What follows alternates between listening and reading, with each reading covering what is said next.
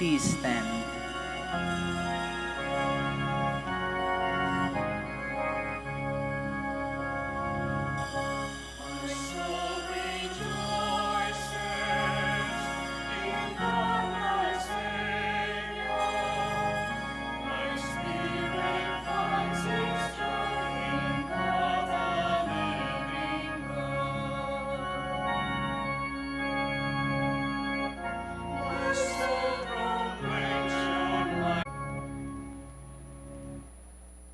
In the name of the Father, and the Son, and the Holy Spirit. Amen.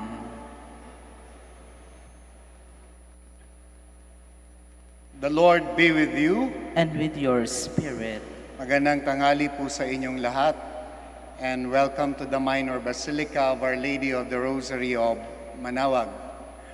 Dear friends, today we celebrate a very special solemnity because we celebrate the solemnity of the Immaculate Conception of the Blessed Virgin Mary. Today too, we begin our broadcast with TV Maria. Every month, we have one Saturday that our Mass will be televised through the TV Maria. And all of this ay grasya ng ating Panginoon sa pamamagitan ng ating mahal na ina. In the midst of our Advent, preparation for the birth of Jesus, we celebrate the solemnity of the Immaculate Conception of the Blessed Virgin Mary, principal patroness of the Philippines. We focus our eyes on Mary, the woman God has chosen to be the mother of the Savior. As Mary lived up to her Immaculate Conception, listening to the Word of God and keeping it, so we are challenged to continue living up to that privilege given to her for our sake.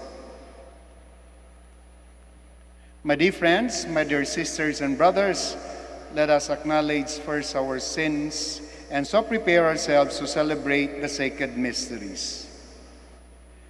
You are sent to heal the contrite of heart, Lord have mercy. Lord, have mercy. You came to call sinners. Christ have mercy. Christ, have mercy. You are seated at the right hand of the Father to intercede for us, Lord have mercy. Lord, have mercy. May the Almighty God have mercy on us, forgive us our sins, and bring us to everlasting life. Amen.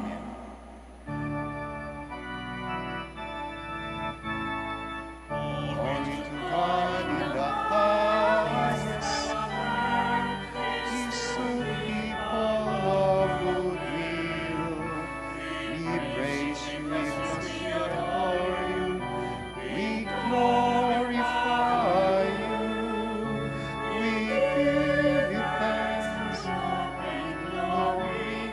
Lord God, heavenly King, O God, Almighty Father, Lord Jesus Christ, only begotten Son, Lord God, Lamb of God, Son of Father, to take away the sins of the world, have mercy on us. You take away the sins of the world, receive our prayer. You are seated at the right hand of the Father, have mercy on us. For you alone are the Holy One, you alone are the Lord, you alone are the Most High Jesus Christ, with the Holy Spirit, in the glory of God the Father.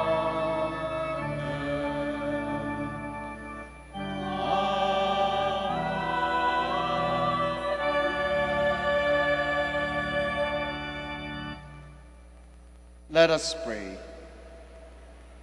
O God, who by the Immaculate Conception of the Blessed Virgin prepared a worthy dwelling for your Son. Grant, we pray, that as you preserve her from every stain by virtue of the death of your Son, which you foresaw, so through her intercession we too may be cleansed and admitted to your presence.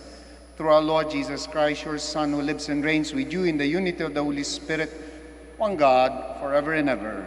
Amen. Please be seated. A reading from the book of Genesis.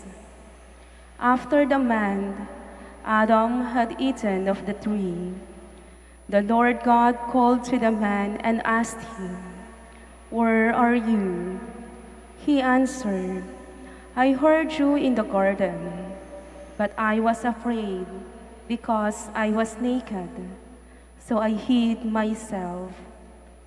Then he asked, "Who told you that you were naked? You have eaten then from the tree of which I had forbidden you to eat." The man replied, "The woman whom you put here with me, she gave me fruit from the tree, and so I ate it."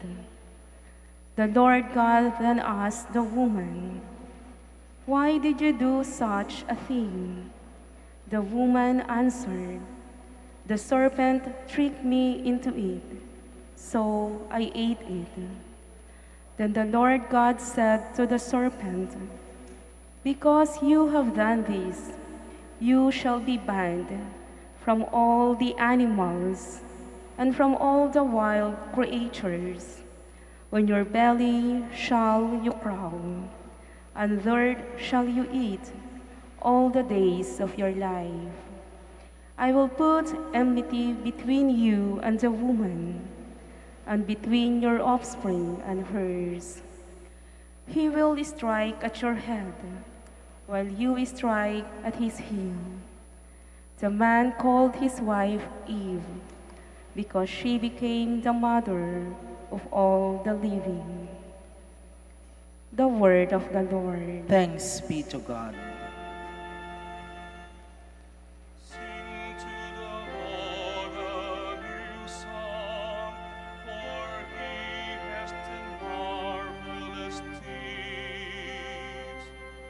Sing to the Lord a new song, for he has done marvelous deeds.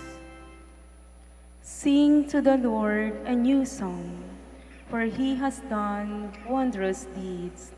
His right hand has won victory for him, his holy arm. Sing to the Lord a new song, for he has done marvelous deeds. The Lord has made his salvation known. In the sight of the nations, he has revealed his justice. He has remembered his kindness and his faithfulness toward the house of Israel.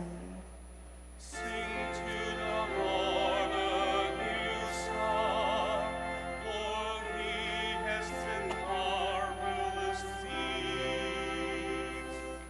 All the ends of the earth have seen the salvation by our God. Sing joyfully to the Lord, all you lands. Break into song, sing praise.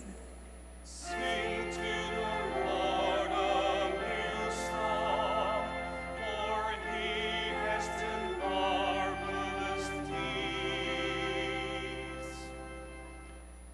A reading from the letter of St. Paul to the Ephesians. Brothers and sisters, blessed be the God and Father of our Lord Jesus Christ, who has blessed us in Christ with every spiritual blessing in the heavens, as he chose us in him before the foundation of the world, to be holy and without blemish before him. In love he destined us for adoption to himself through Jesus Christ, in accord with the favor of his will, for the praise of the glory of his grace that he granted us in the Beloved. In him we were also chosen, destined in accord with the purpose of the one who accomplishes all things according to the intentions of his will, so that we might exist for the praise of his glory, we who first hope in Christ. The word of the Lord. Thanks be to God. Please stand.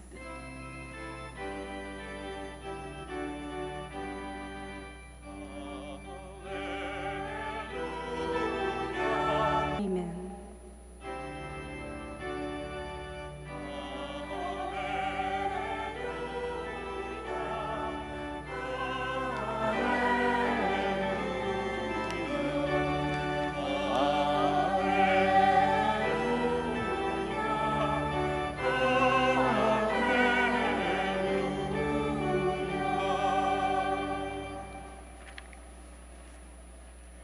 The Lord be with you. And with your spirit. A reading from the Holy Gospel according to Luke. Glory to you, O Lord. The angel Gabriel was sent from God to a town of Galilee called Nazareth to a virgin betrothed to a man named Joseph of the house of David. And the virgin's name was Mary.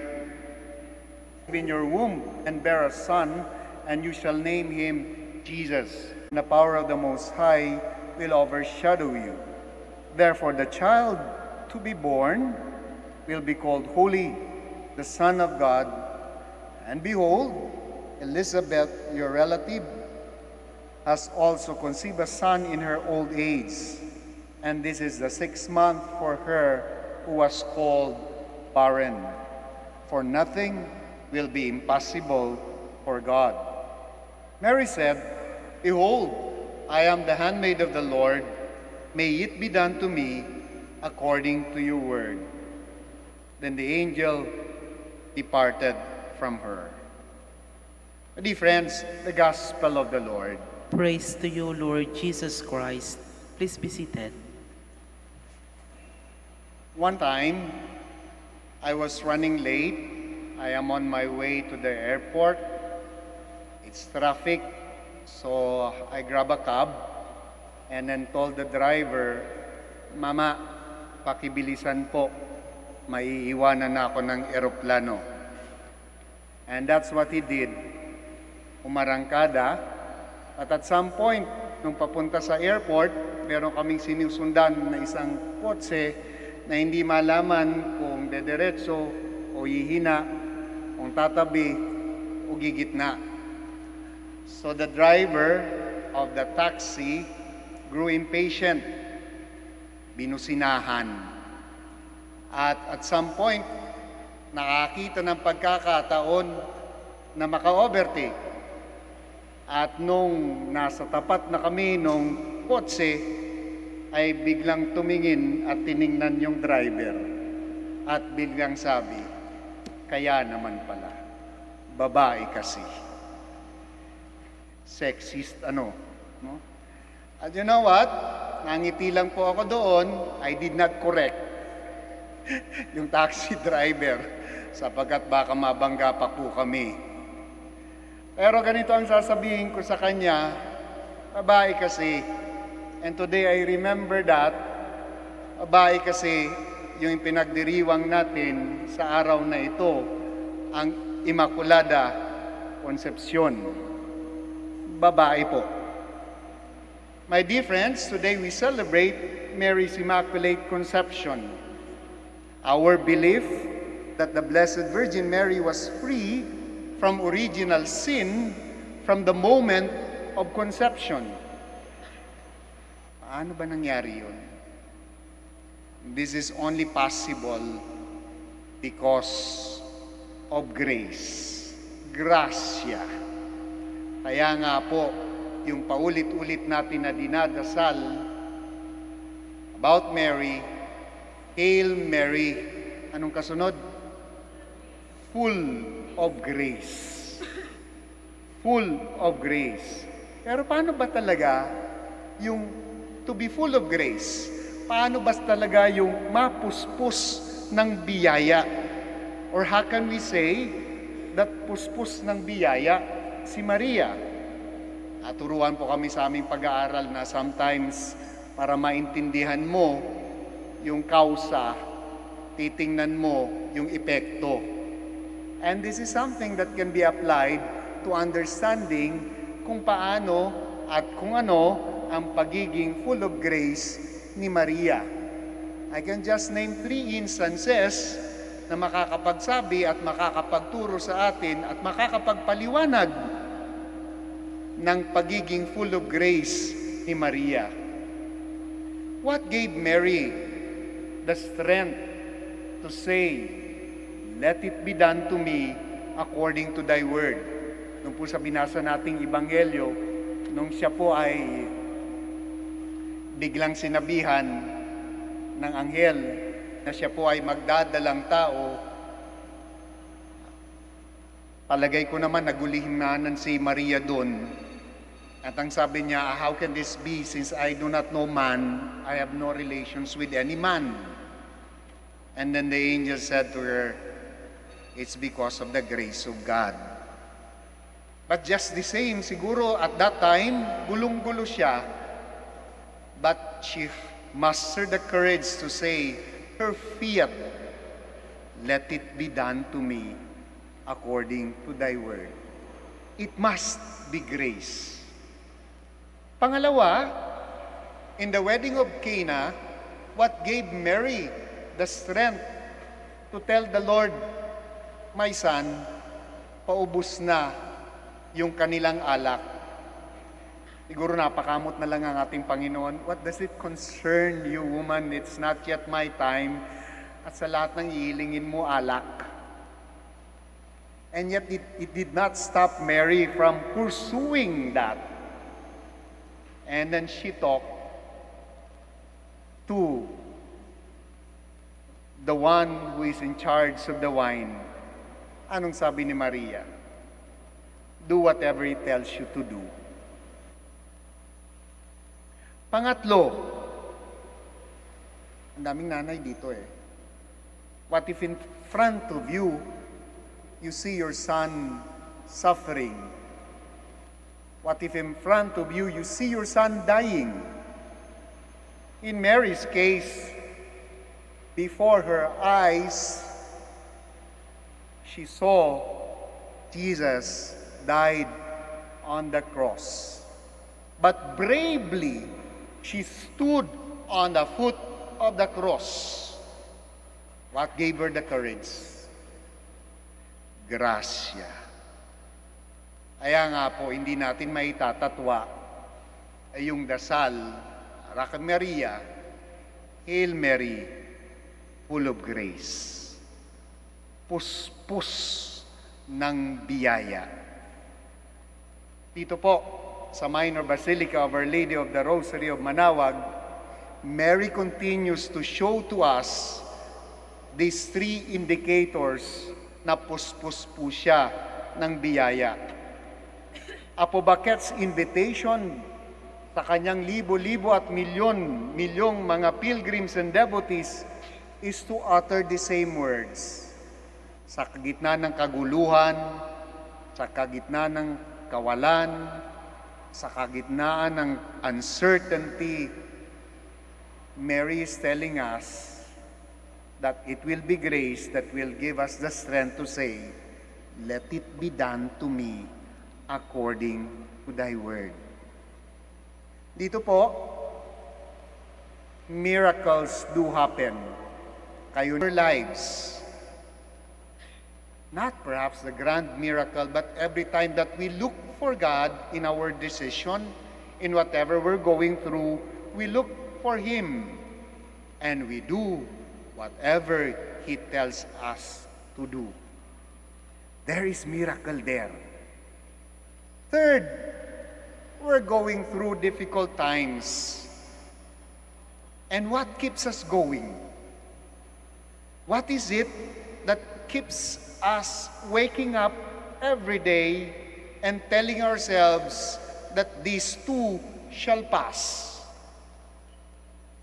It is the image of Mary that just like her, in front of the cross, witnessing the death of her son, what gave her courage?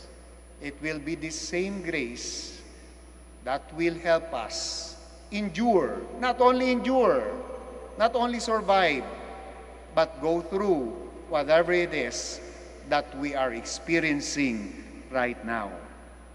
Full of grace, indeed.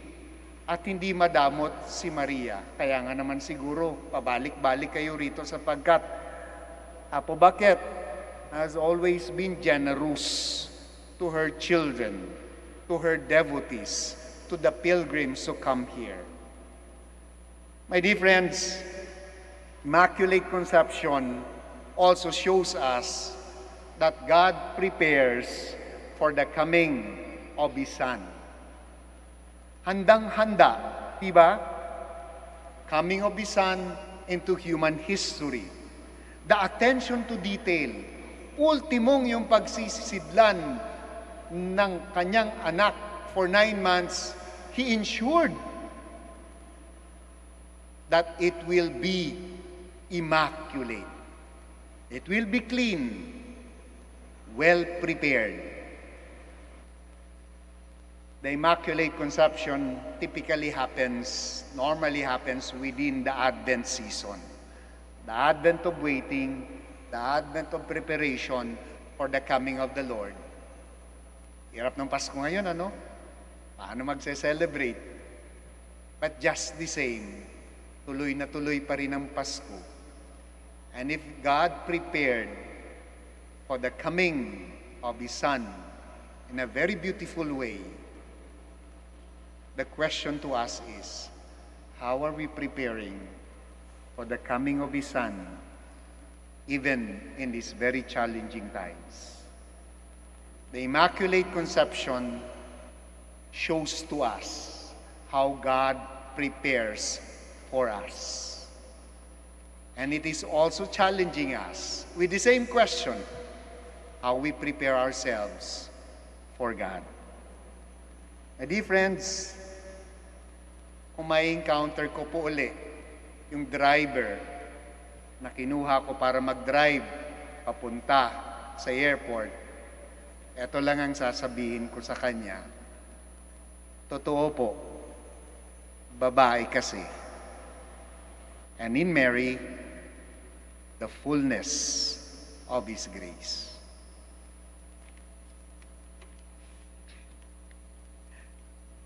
Kindly all stand as we profess our faith. All together, I believe in one God, the Father Almighty, maker of heaven and earth, of all things visible and invisible. I believe in one Lord Jesus Christ, the only begotten Son of God, born of the Father before all ages, God from God, light from light, true God from true God, begotten not made, consubstantial with the Father. Through Him all things were made, for us men and for our salvation. He came down from heaven, and by the Holy Spirit was incarnate of the Virgin Mary and became man. For our sake He was crucified under Pontius Pilate. He suffered death and was buried, and rose again on the third day in accordance with the Scriptures. He ascended into heaven and is seated at the right hand of the Father. He will come again to judge, to glory to judge the living and the dead, and His kingdom will have no end. I believe in the Holy Spirit, the Lord, the giver of life, who proceeds from the Father and the Son, who with the Father and the Son is adored and glorified, who has spoken through the prophets. I believe in one holy, Catholic, and Apostolic Church. I confess one baptism for the forgiveness of sins, and I look forward to the resurrection of the dead, life of the world to come. Amen. Let us praise God, our Almighty Father, who wished that Mary, His Son's mother, be celebrated by each generation. In our great need we ask, Lord of God, hear our prayer. Lord of glory, hear our prayer. May Mary, the Immaculate Mother, intercede for the Christian people, so that they may go forward in hope, relying on the help of Christ, we pray. Lord of glory, hear our prayer. May the Filipino nation never grow weary of invoking the Blessed Mother age. We pray. Lord of glory, hear our prayer. May all of us find in Mary a model of prayer, service, and obedience to God's will. We will listen to her as she points to Jesus and says, "Do whatever he tells you." We pray. Lord of glory, hear our prayer. May the Lord welcome to the joy of paradise those who have gone ahead of us. We pray. Lord of glory, hear our prayer. Let us pray for the urgent concerns of our community and our personal intentions. We pray. Lord of glory, hear our prayer. We continue to pray for all the frontliners, for all those who continue to assist our brothers and sisters who are most in need in our times. And we continue to pray also for all our government officials, that as they continue to serve the least, the lost, and the last, they remember Mary's service to mankind. We pray to the Lord. Lord of glory, hear our prayer. Father, as we rejoice in the privilege of Mary's Immaculate Conception, may we ourselves come to you, cleansed of all sin. We make our prayers through Christ our Lord. Amen. Please be seated.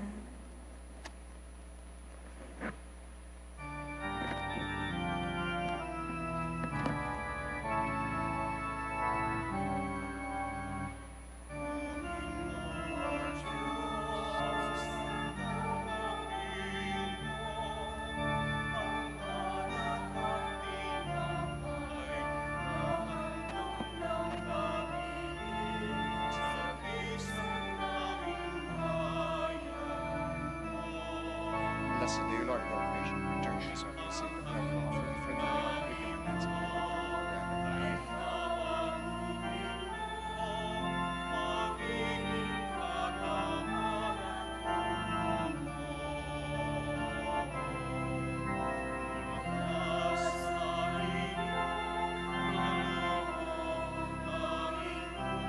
Blessed are you, Lord, of all creation, return to us, and receive the bread and offering for the name of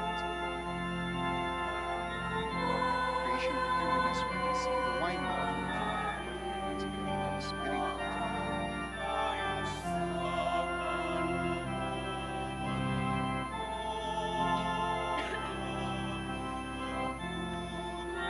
Diyos ka, Panginoon ko,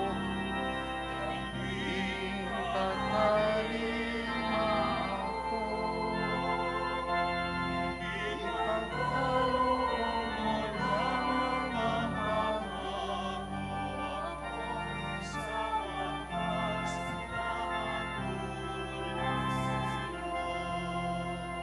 Please stand.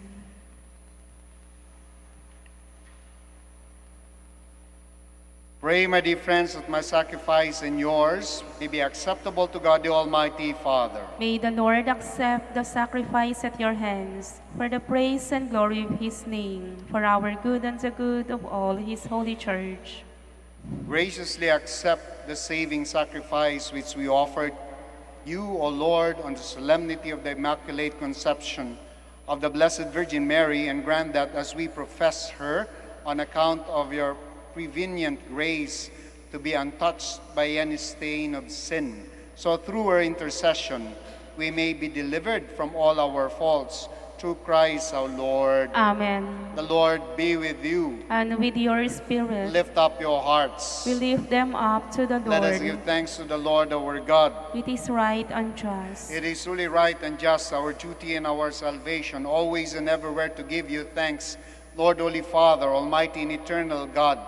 For you preserve the most blessed Virgin Mary from all stain of original sin, so that in her, endowed with the rich fullness of your grace, you might prepare a worthy mother for your Son, and signify the beginning of the Church, his beautiful bride without spot or wrinkle. She, the most pure virgin, was to bring forth a son, the innocent lamb, who would wipe away our offenses. You place her above all others to be your people, for your people, an advocate of grace and a model of holiness. And so in the company with the choirs of angels, we praise you and with joy we proclaim.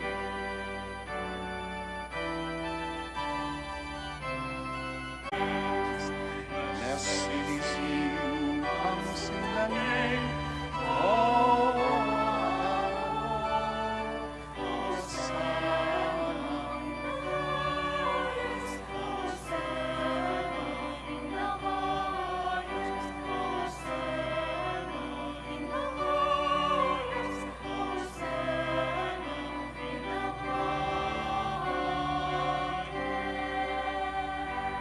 Please kneel. You are indeed holy, O Lord, the fount of all holiness. Make holy, therefore, these gifts, we pray, by sending down your Spirit upon them like the dewfall, so that they may become for us the body and blood of our Lord Jesus Christ. At the time he was betrayed and entered willingly into his passion, he took bread and giving thanks, broke it and gave it to his disciples, saying, Take these, all of you, and eat of it, for this is my body which will be given up for you.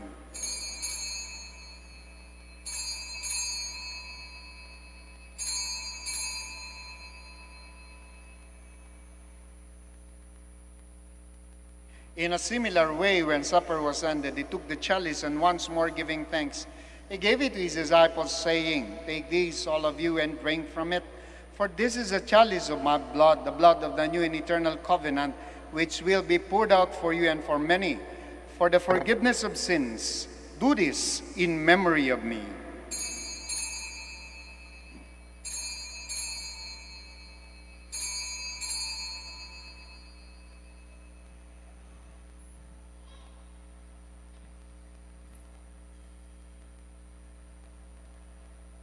The mystery of faith.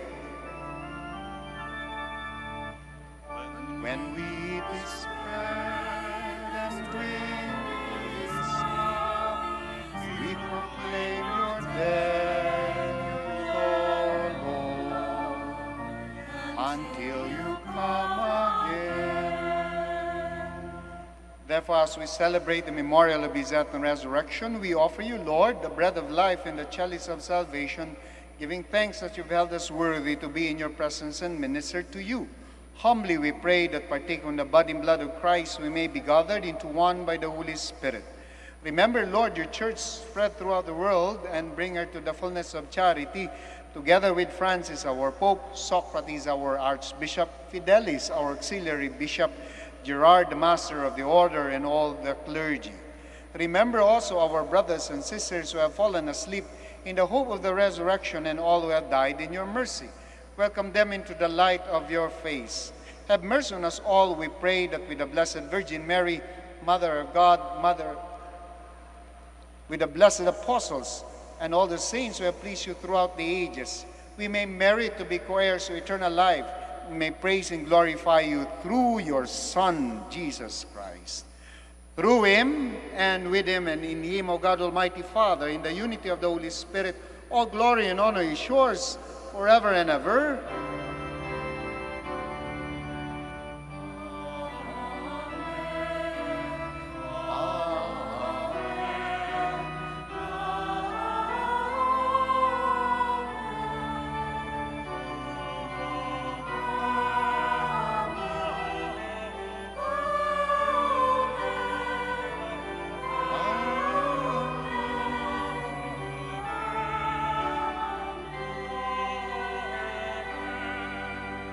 Please stand.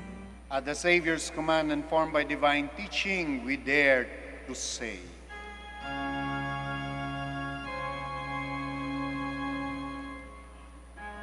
Amami, wala kataon,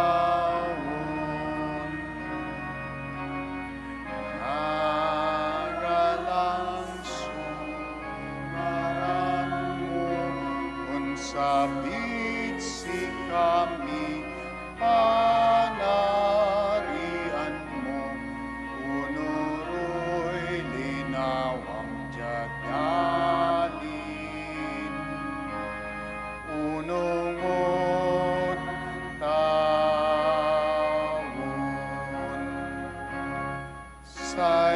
kanon mi inagaw-agaw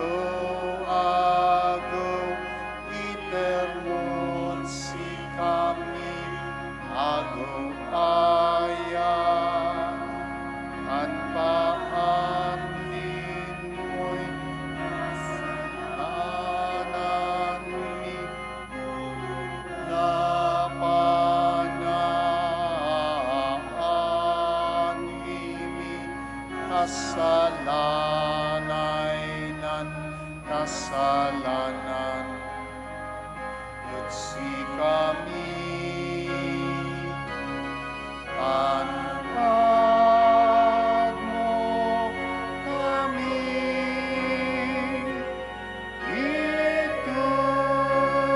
iturut tukso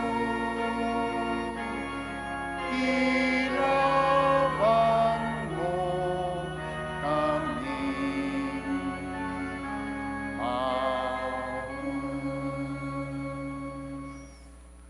Deliver us, Lord, we pray, from every evil. Graciously grant peace in our days, that by the help of your mercy we may be always free from sin and safe from all distress as we await the blessed hope and the coming of our Savior, Jesus Christ.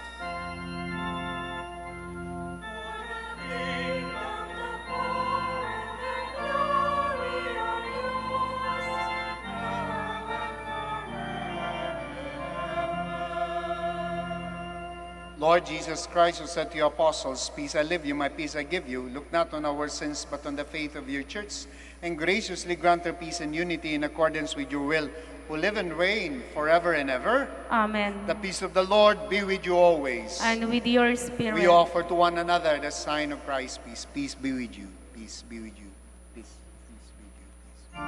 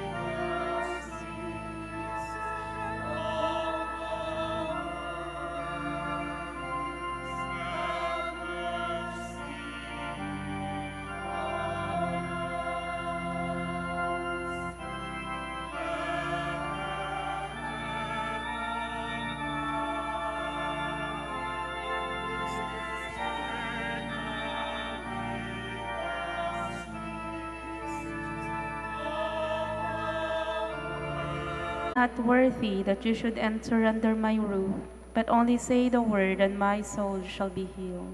Panimula ng Christ.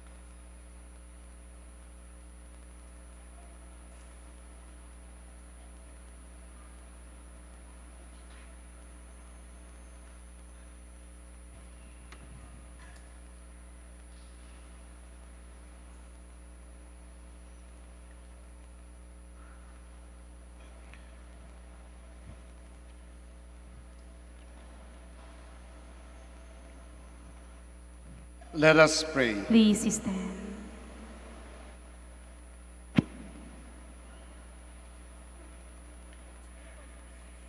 May the sacrament we have received, O Lord, our God, heal in us the wounds of that fault from which in a singular way you preserve Blessed Mary in her Immaculate Conception. Through Christ our Lord. Amen. Maraming salamat po sa pagdalaw ninyo sa Minor Basilica of Our Lady of the Rosary of Manaoag. At maraming salamat sa pakikiisa po ninyo sa banal na misa. The Lord be with you. And with your spirit. Bow down for the blessing. May God, who through the childbearing of the Blessed Virgin Mary willed in His great kindness to redeem the human race, be pleased to enrich you with His blessing. Amen. May you know always and everywhere the protection of her, through whom you have been found worthy to receive the author of life. Amen. May you who have devoutly gathered on this day carry away with you the gifts of spiritual joys and heavenly rewards. Amen.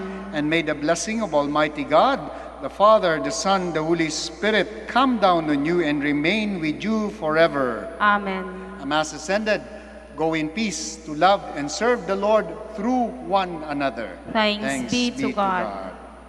We shall now say the prayer for the blessing of the sick and to be followed by the blessing po ng inyong mga religious articles.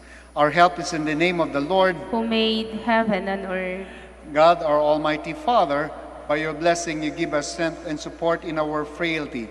Turn with kindness toward our sick brothers and sisters, free them from all illness, and restore them to good health through the intercession of Our Lady of the Rosary of Manaoag, so that in the sure knowledge of your goodness they will gratefully bless your holy name. We ask this through Christ our Lord. Amen. In memory of the mysteries of the life, death, and resurrection of our Lord Jesus Christ, and to the honor and glory of the Blessed Virgin Mary, Mother of Christ, Mother of the Church, Our Lady of the Rosary of Manaoag, may your religious articles be blessed and made holy. In the name of the Father, the Son, the Holy Spirit. Amen. We will go around to bless you and your religious articles. So please stay put where you are and maintain the physical distancing.